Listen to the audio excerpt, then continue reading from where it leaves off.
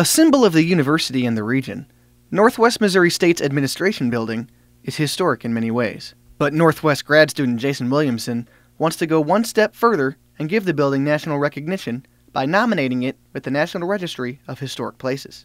That's the first building they show you. It's the center of the campus, and everything's grown out from there.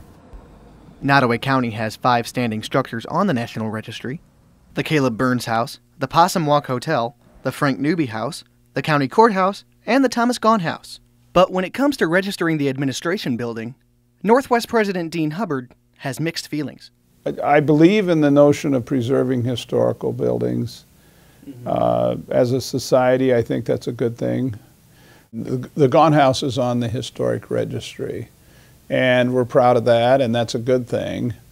The only downside is that if you want to do major renovation, you have to get their approval, and with the Gahn House, somebody had to come all the way from Jefferson City and go over all the plans and all of this. So we have major renovation of the administration building plan.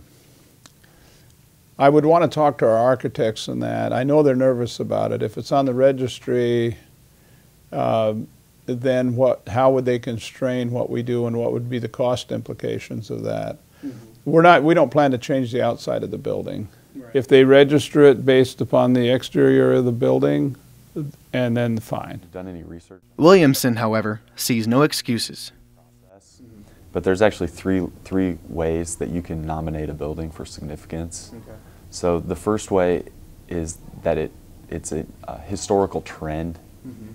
The second way is if it's linked with a historical person. And then the other one is architectural. And I'd say that typically for administration buildings of that time period, it's a Gothic style, which really isn't typical, but that's not what I'm writing it about. I'm writing it about the fact that its influence in education in Northwest Missouri.